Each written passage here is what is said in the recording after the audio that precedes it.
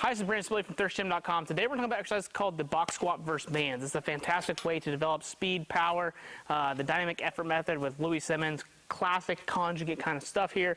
And this is a fantastic way to develop strength out of the bottom and improve your squat mechanics, as well as just get stronger, faster, more explosive, depending upon what you do, whether you're a power lifter or an athlete. I got this set up here in our monolift just to make things easy for me today, but we do need a box squat box, something we can squat to. On average, your box squat box is going to be set around parallel or 90 degrees. You can make a case for lower or higher. That's up to whatever you're going to try to do.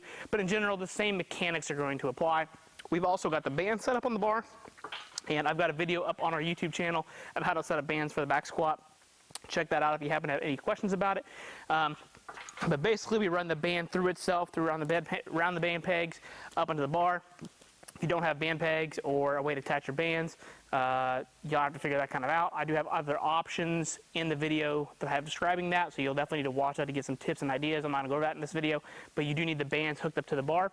And to make it very simple, on average, we want our band tension to be about 20 to 25% of our 1 rep max. So if I happen to be a 400-pound squatter, we are going to want about 80 to 100 pounds of band.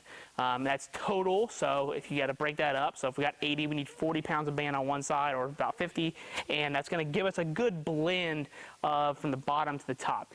The other key thing is we want to make sure that there's band tension in the bottom as well at the top, so setting your bands up correctly and generally fixes and negates that problem, but just want to make sure that's clear that we do want to make sure that the bands are not loose in the bottom. We lose the training effect of that. So what is the benefit of the bands on the barbell?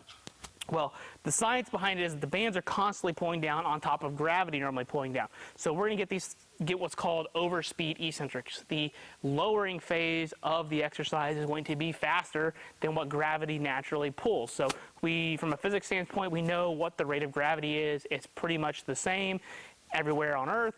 So, your elevation might dictate that a little bit, but in general, gravity is pulling down at the same rate everywhere. So the bands are going to make us pull down faster than the rate of gravity. That is hard for our muscles because you got to think we don't normally do that on a daily basis. So that is a new training stimulus to the body, and that teaches our tendons to become more elastic and more springy. And by doing that, we can become faster at the particular exercise. So that's why bands are fantastic. On top of that, as we go to accelerate into the bar, the load the body perceives because of the band tension actually increases. So you ever see those people that squat and they apply a bunch of force and that the bar pops off their back?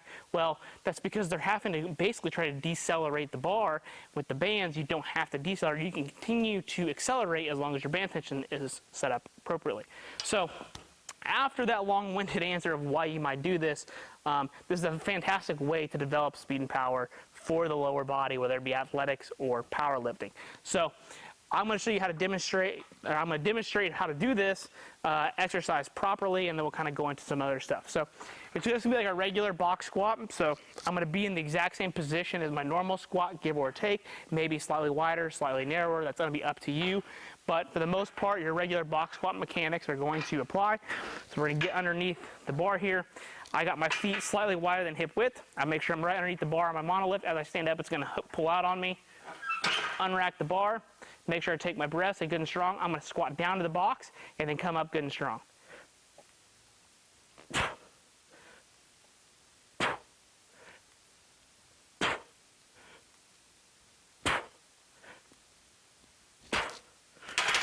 All right. So notice as I squat down to the box, I'm staying good quality control. I'm not plopping on the box. Also, when I'm in the bottom, my shins are relatively around perpendicular to the floor. So some people will teach that your knees should be behind the ankles. If you're raw or an athlete, I think it needs to resemble more of a squat. That's a whole different topic for a different day. But in general, you're going to be in a good, strong, upright position. You're not loose on the box. Knees are coming out. You can feel your whole foot. You're in a good position here. We're not overarched, but we're also not going to rock too much on the box. So in general, that's the standard mechanics for the exercise. When it comes to implementation of this, usually you'll see this as a dynamic effort-based method and training program. So when it's in the program, you're probably going to see anything from 40 to 60% plus the bands for doubles, triples, maybe 5s.